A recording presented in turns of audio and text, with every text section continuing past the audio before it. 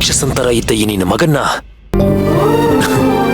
ನನ್ನನ್ನ ತಿದ್ದಿ ತೀಡಿ ನನ್ನನ್ನ ಮತ್ತೆ ಮನುಷ್ಯನನ್ನಾಗಿ ಮಾಡಿದ್ದು ಇದೇ ಸೇವಂತಿ ಅಲ್ವಾ ಅಮ್ಮ? ಅದನ್ನೆಲ್ಲ ಮರೆತು ಬಿಟ್ಟಿಯಾ? ಈ ಮನೆಗೋಸ್ಕರ ನಮ್ಮ ಕುಟುಂಬಕ್ಕೋಸ್ಕರ ಸೇವಂತಿ ಎಷ್ಟೆಲ್ಲ ಕಷ್ಟ ಅನುಭವಿಸಿದಾಳೆ. ಅದ್ಯಾವುದು ನೆನಪಿಲ್ದೆ ನಿರ್ದಾಕ್ಷಿಣ್ಯವಾಗಿ ಅವಳನ್ನ ಮನೆಯಿಂದ ಆಚೆ ಕಳಿಸ್ಬಿಟ್ಯಾ? ಕನಿಷ್ಠ ಮನುಷ್ಯತ್ವನು ನಿನಗಿಲ್ದೆ ಹೋಯ್ತಾ?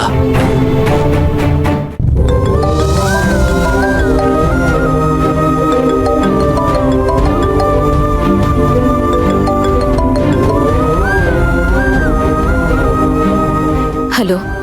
ಹಲೋ ಕಂದ, ಹುಷಾರಾಗಿದ್ದೀನಮ್ಮ.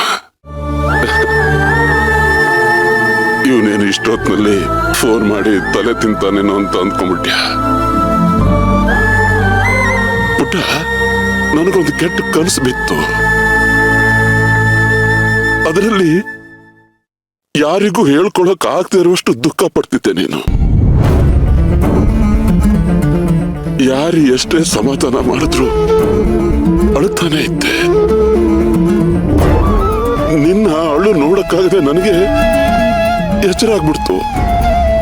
ಪುಟಿ, ಹುಷಾರಾಗಿದ್ಯಾ ತಾನೆ ನೀನು? ನಾನೀಗ ನಿಜವಾಗ್ಲೂ ಅಳ್ತಾ ಇದ್ದೀನಿ ಅಂಕಲ್.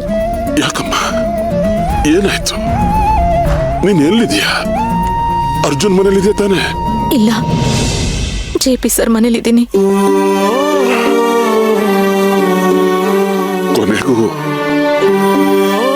ಅವನ ಆಶ್ರಯಕ್ಕೆ ಹೋಗ್ಬಿಟ್ಟೆ ಅಮ್ಮ. ಬೇರೆ ದಾರಿ ಇರ್ಲಿಲ್ಲ ಅಂಕಲ್. ನಿನ್ನ ಸಮಸ್ಯೆ, ನಿನ್ನ ದುಃಖ ನನಗರ್ಥ ಆಗತ್ತೆ ಕಂದ.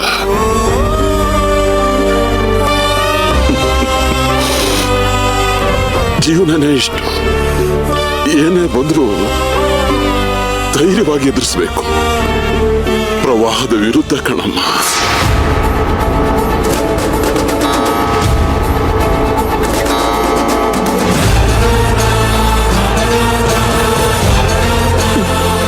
ನಿಜ ಅಂಕಲ್.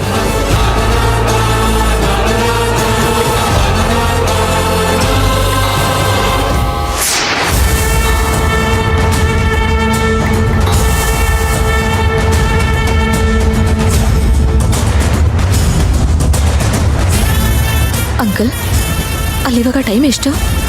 ಯಾಕಮ್ಮ? ನೀವ್ ಹೇಳಿ.